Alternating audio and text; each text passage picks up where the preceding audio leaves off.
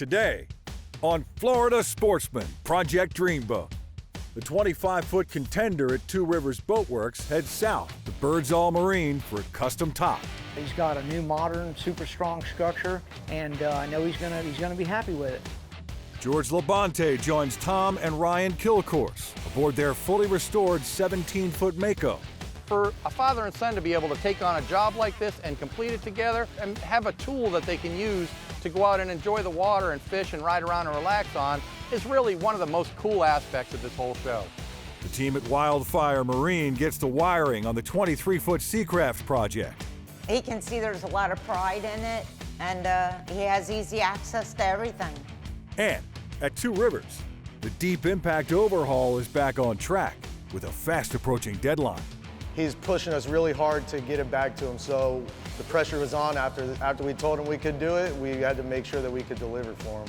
All coming up on Florida Sportsman Project Dreamboat. Join us as we follow one-off builds to all-out restorations in Stuart, Florida's Dreamboat District, home to some of the best custom boat builders in the world. From modest to over-the-top, industry experts from the district's premier facilities show how it's done. Fiberglass repair, custom paintwork, engine rigging, electronics installations, and more. And boating editor George Labonte shares the stories of boaters who have already turned their dreams into reality. This is Florida Sportsman Project Dreamboat. So over at Two Rivers Boatworks, the 25 Contenders really coming along nicely. We wasted no time. We got the boat over to the fiberglass and paint department, and the guys got stuck into the boat, getting the T-top off, the frame off, the console off, and then we started the tedious job of cutting the floors up and getting to the fuel tanks. And then there's a whole big process to prepping all of that to get the new fuel tanks in. The fuel tanks were then put in place and they were suspended by little blocks of foam. And what that does, that allows us to pour expanding foam all the way around those fuel tanks so that they are then encapsulated and safe.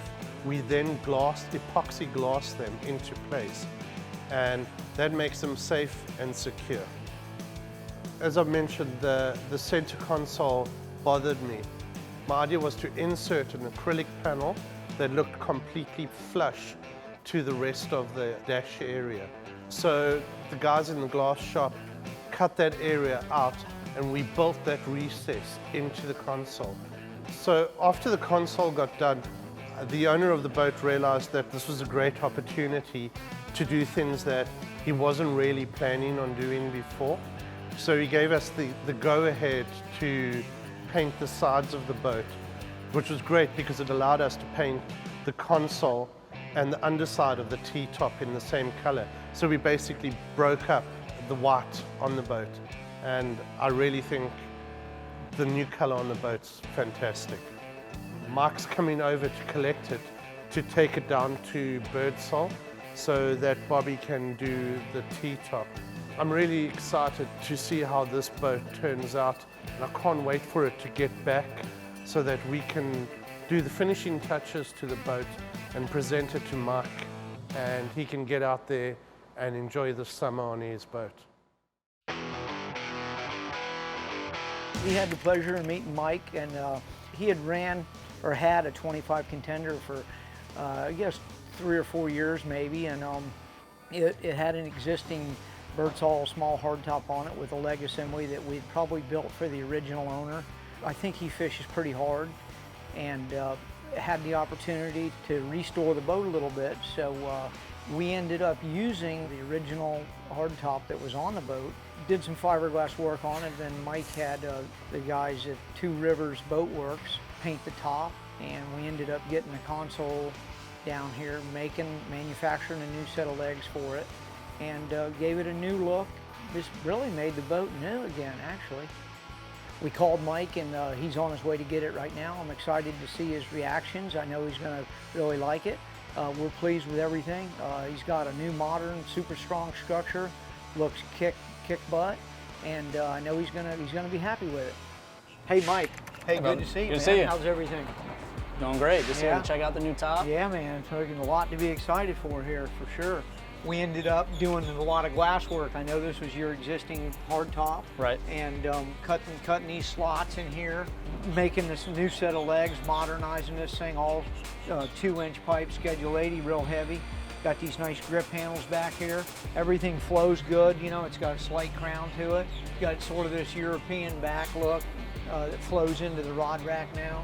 But yeah, the top looks great. You know, before the legs were, you know, skinnier, they were more of this size material, more of an upright position, so this looks excellent. Well, I mean, like this a boat's modern what, boat. an 04, I think you said? Exactly. So, you know, everybody hopefully evolves and you make stuff a little sleeker and a little stronger. So I think we've accomplished that.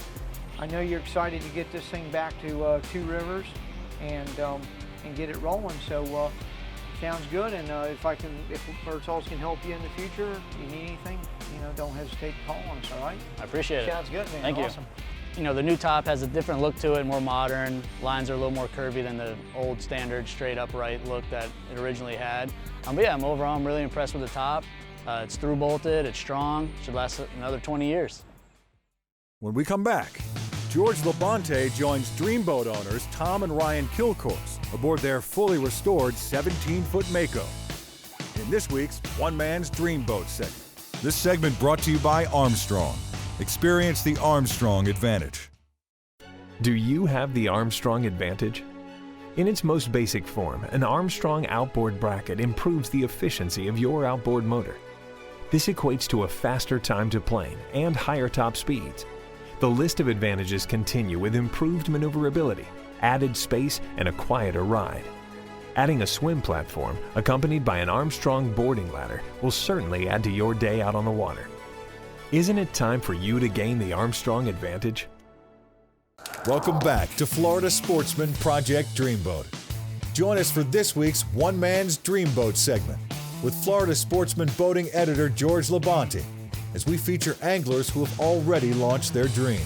Florida Sportsman began these features 30 years ago, and the dreams just keep getting better.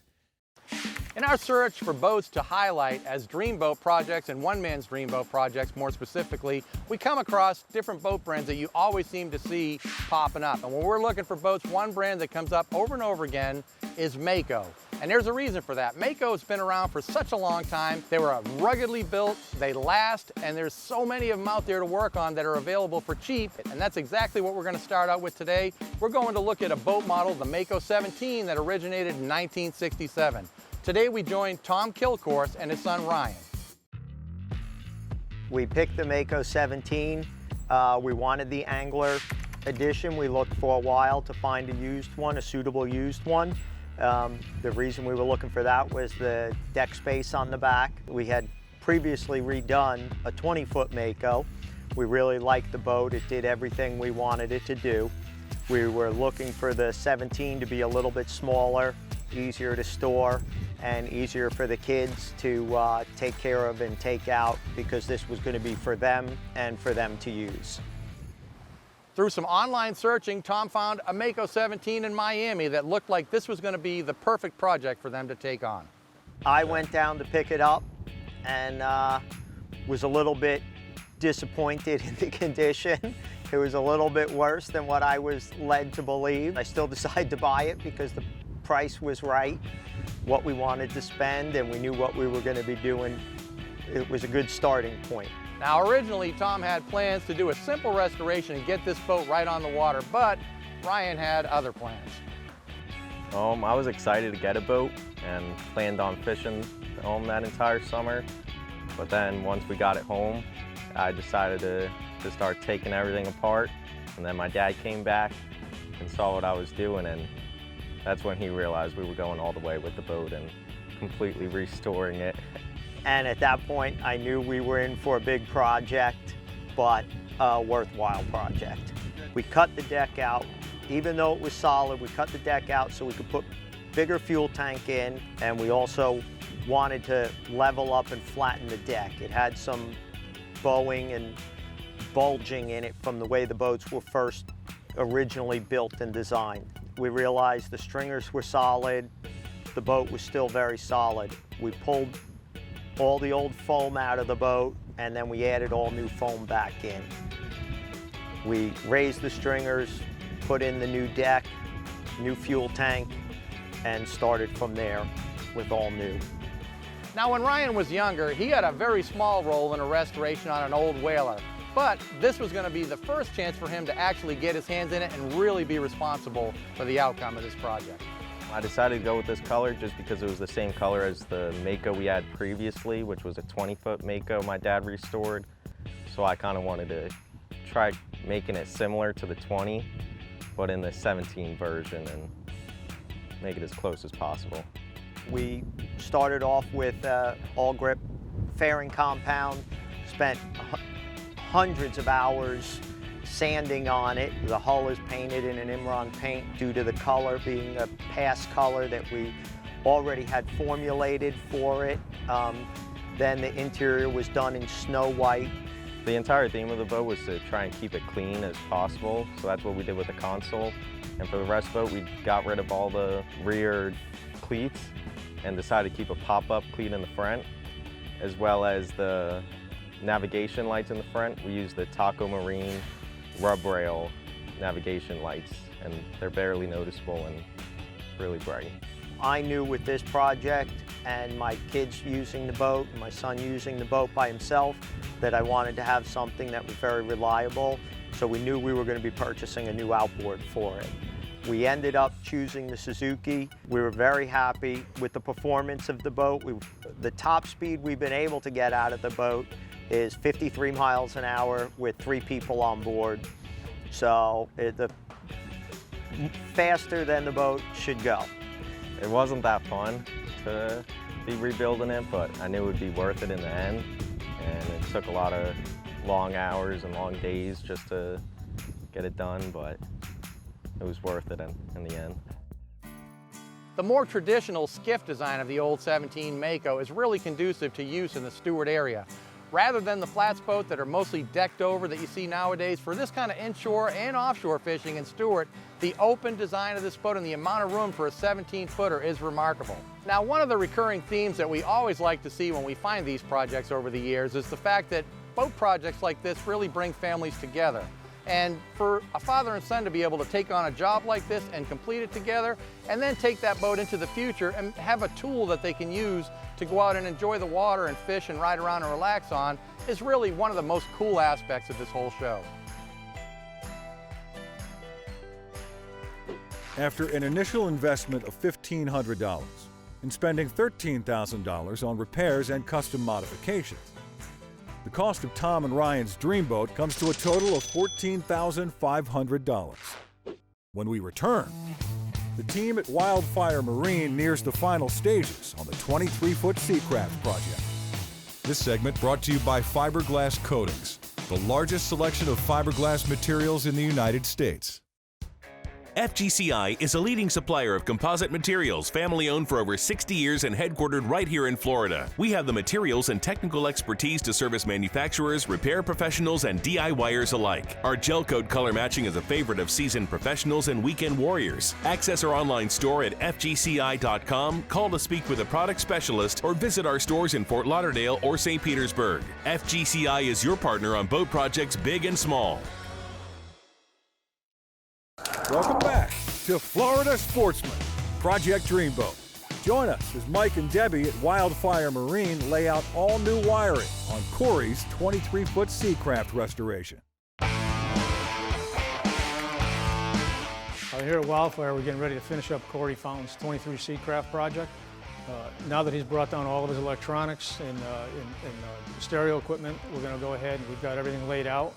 And now I'll turn it over to my wife, Debbie, who does all the wiring here. She had 15 years experience at Pursuit wiring before she started working with me. Now that she's got all that experience behind her, I'd let her take over. I just step back and it's her job now. Well, I started working with Mike. Worked with him for 3.5 years. I quit. I went to go work for a big boat company. I stayed there for 14 years and did nothing but the electronics. So then I came back here and started working with Mike again. I do have my certification. I have a loft upstairs where I build harnesses for other different companies. I subcontract. I just build their harnesses. What I also do is I pull all my wires upstairs. I'll run them out on my table. I use Pacer wire, which is ABYC. It's a standard wire, which is really good. I run it out, I cut it, I bring it back down, I feed it through the rigging tube, and then I start wiring everything up. What I do is I take my switch panel, I'll run all my yellow wires, and I jump them from switch to switch. Like I said, it's a ground. So once I get done doing all that, then I'll take my power wires and I'll follow my jumpers as I go across, and then I'll tie wrap them. And then I bend the wire a little bit so it's a nice clean line going all the way across. I'll do them on both sides. And then I'll take the wires coming off of my switch panel, I'll do a little service loop so that if they ever have to pull the switch out, you know, and want to change wire or add something different, because I give them 2 accessories, they can still and not mess up none of my work down below. What I like to do when I'm putting the console together, I like to lay it out first. So I'll put my battery switches in, then I'll put my fuse panel. I'll take an 8 gauge wire coming off the top of my fuse to do my fuses. And then I'll take it down and I'll take it to my battery switch, my house. Then I'll take an 8 gauge ground, which is yellow, and then I'll run that right down to my battery. Well, when I take my wires and my grounds, I like to make sure that when they come up, they're in a nice, neat little pile. I separate my grounds from my powers. And then I can just screw them down and put a tie wrap, and then I'll go for my next one and keep on working my way all the way up until I don't have no more grounds. The same way with my fuse panel. It goes off of my switches right to my fuse. I'll take them and tie wrap them as I go up, and then take the rest of them over to the other side, along with my fuses for my float switches. These are automatics. Once the wire goes into the fuse, the other wire will come out and it will go right to my battery switch. This way it's always hot. So this way, if you're not on your boat and it starts pouring down rain, instead of not having anything happen, the floats will automatically kick over, pump the water out. I really liked the way it turned out. He can see there's a lot of pride in it, and he has easy access to everything. She ran an awful lot of material in a small space, and you will never find a neater job than that, and everything is done right. So now that we finished up the wiring on Corey's 23 Seacraft, we're getting ready to send the boat over to Dave at Coastal Marine. They're in the district right here, they're only a street away. We can't wait to get it back after we get the motors on it and see how this boat runs. When we return, the experts at Two Rivers Boat Works put in overtime to finalize the deep impact overhaul. This segment brought to you by Yamaha. Reliability starts here. An entirely new species of extreme predator is moving offshore. The Yamaha 5.6-liter V8 XTO offshore outboard. Extreme big block thrust and power in the industry's first direct injection 4-stroke. Quiet, efficient, powerful, and proven Yamaha reliability. More than an outboard, it's a fully integrated power system. The all-new Yamaha V8 XTO offshore. Welcome back to Florida Sportsman, Project Dreamboat. Join us as the Two Rivers crew readies the deep impact for its long-awaited sea trial. So last season at Two Rivers Boat Works, you would have seen that we got a deep impact in that had stuff stolen off of it, and it had been badly vandalized. So what happened is they stole the motors off the boat, and they stole a whole lot of the electrical equipment, a whole lot of the sound equipment. So when we got the boat, it was in a pretty poor shape. We started work on the boat, getting some of the paint work done. We rebuilt the dash, repainted it. We hung brand new Mercury Quad 400s on the boat, and we put all new instruments in. But we kind of hit a little bit of a snag. The company who was supplying the glass that needed to go on the boat had a problem making it. So we kind of put the deep impact on the back burner while we were waiting for the glass and carried on with some other projects. After all the delays we've had on the deep impact, I'm finally seeing a light at the end of the tunnel. The owner contacted us. He had been able to track down some glass. I'm going to hand over to my general manager, Nate, and he's going to give you the details of what we've done to get the boat to the finish line. There's been quite a few speed bumps up to this point, getting ready to get the glass in. We've had a few people that said they were going to do it, they haven't delivered, so now we've taken the project into our own hands. The owner's ready to get this boat back, so we're going to do whatever we can to be able to get this thing back on the water for him. Before we do any prep or cleaning of the hardtop, we're going to take the glass up there and we're going to dry fit it to make sure that all the pieces are going to fit before we get up there. You know, we just want to double check that when we go up there to install it, everything's going to go nice and smooth. And then from there, we're going to take the glass and we're going to have to prep the glass. There's a special primer that we have to apply to the glass before it can go on. So we'll clean the hardtop, we'll prime the glass, and from there, we'll start putting the glue down that was supplied to us for the installation. So upon dry fitting the glass to the boat, we noticed that there was a slight bow in the middle of the front piece, as well as all the rest of the pieces. So we had to come up with a solution to eliminate that bow once we were ready to install. One of the solution that we came up with was to use ratchet straps and some pieces of wood, you know, on the center points to be able to push down on the bow and get it to bond flat to the shape of the boat. So after we set the glass and we have our ratchet straps and everything in place, we walked away from the boat for 2 days. We want to let that glue sit and we want to be 100% sure that it was bonded before we took our ratchet straps off. This glass was really hard for us to get our hands on. It was pretty expensive and we don't want anything to go wrong. The owner of the boat drives it hard, he drives it fast, so we just wanted to take one extra step of safety to make sure that the glass was going to stay on. We came up with a custom idea to put a couple of bands over top of the boat and the glass together to make sure that that glass is never going to come off no matter what. So after we finally got the glass installed and we were happy with the way that it was, we had a few more small things to wrap up on the boat. We had a giant light bar to put on and we also had some huge speakers to install to satisfy the owner's needs for a sound system. So now the boat's finally ready. We're going to take it out for a sea trial. I'm super excited. I've put a lot of hard work and time into this boat. I'm ready to see this thing go 80 miles an hour. Everybody says that's what it can do. They've all tried it out. I'm ready to find out for myself. So we'll get the owner on the phone, we'll get him down here, and we're going to take him out and see what it does. Next week on Florida Sportsman, Project Dreamboat. The technicians at Coastal Marine rig Corey's 23-foot Seacraft with brand new Suzuki outboards. At Two Rivers, the deep impact is put to the test at full throttle.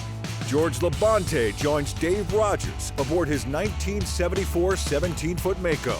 And the 25-foot Contender is finalized with some serious bling.